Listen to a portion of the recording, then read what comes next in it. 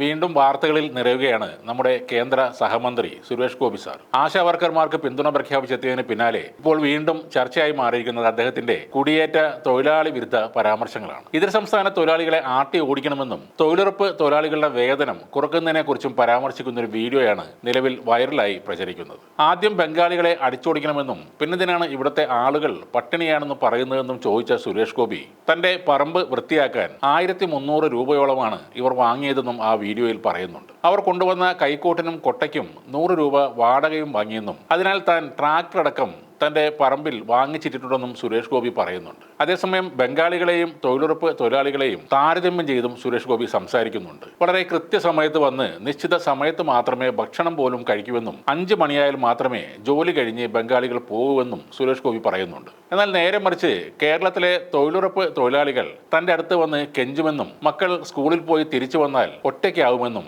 അതുകൊണ്ട് 3 മണിയാകുമ്പോൾ ജോലിയിൽ നിന്നും പൊയ്ക്കോട്ടെ എന്നൊക്കെ ചോദിക്കുമെന്നും സുരേഷ് ഗോപി പറയുന്നു. എന്നാൽ ഇവരുടെ കൂലി 400 രൂപയിൽ നിന്നും ഒരു 100 രൂപ കുറച്ചോട്ടെ എന്ന് ചോദിച്ചാൽ അവർക്കത് പറ്റില്ലെന്നും സുരേഷ് ഗോപി പരിഹസിക്കുന്നുണ്ട്. സുരേഷ് ഗോപിയുടെ വിദ്വേഷ പരാമർശങ്ങൾക്കെതിരെ നിരവധി വിമർശനങ്ങളാണ് സമൂഹ മാധ്യമങ്ങളിൽ ഉയരുന്നത്. സിനിമകൾക്ക് കോടികൾ പ്രതിഫലം വാങ്ങുന്ന സുരേഷ് ഗോപിയാണ് 1300 രൂപയുടെ കണക്ക് പറയുന്നത് എന്നടക്കമുള്ള വിമർശനങ്ങളാണ് ഇപ്പോൾ ഉയരുന്നത്. ഔദ്യോഗിക പദവിയിൽ ഇരിക്കുകയും രാജ്യത്തിന്റെ പൊതുവായ അഖണ്ഡതയ്ക്കും ഐക്യത്തിനും വിള്ളലുകൾ ഏൽപ്പിക്കുന്ന ജനങ്ങൾക്കിടയിൽ വിദ്വേഷം പടർത്തുന്ന ഇത്തരം പ്രസ്താവനകൾ നടത്താൻ കേന്ദ്രമന്ത്രി സ്ഥാനം ഉപയോഗപ്പെടുത്താൻ സുരേഷ് ഗോപിക്ക് യാതൊരു അധികാരവുമില്ലെന്ന് നാം മനസ്സിലാക്കേണ്ടതുണ്ടെന്നും സാമൂഹിക പ്രവർത്തകനും എഴുത്തുകാരനുമായ കെ സഹദേവൻ പറയുന്നു. സുരേഷ് ഗോപി ബംഗാളി തൊഴിലാളികൾക്കെതിരെ ഇത്തരമൊരു പ്രസ്താവന നടത്തുന്നത് യാദൃശ്ചികമായ ഒരു കാര്യമല്ലെന്നും തീവ്ര വലതുപക്ഷ രാഷ്ട്രീയം എവിടെയും എക്കാലത്തും എടുത്തുപയോഗിക്കുന്ന കുടിയേറ്റ വിരുദ്ധ മനോഭാവത്തിൽ നിന്ന് ഉയർന്നു വരുന്ന വിദ്വേഷ രാഷ്ട്രീയം തന്നെയാണ് സുരേഷ് ഗോപിയുടെ ഈ വിഷം തേടിയ പ്രസ്താവനയിലും കാണാൻ കഴിയുന്നതെന്നും സഹദേവൻ പറയുന്നു. ബംഗാളികൾ കൊണ്ടുവന്ന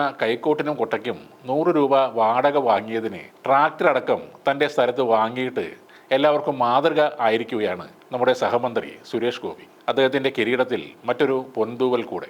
ആദ്യം ഈ ബംഗാളികളെ ഇവിടുന്ന് അടിച്ചു, പിന്നെന്തിനാ ഇവിടുത്തെ ആൾക്കാർ പട്ടിണിയാണെന്ന് പറയുന്നത്? ഇതിനാ ഈ പട്ടിണി ബ്രാക്കറ്റ് നമ്മൾ വളർത്തുന്നത്? 1300 രൂപയാണ് ഞാനിപ്പോ എന്റെ പറമ്പിലെ കാട് പറിക്കാൻ 2 ബംഗാളികളെ നിർത്തിയത്. 1300 രൂപയാണ് കൊടുത്തത്.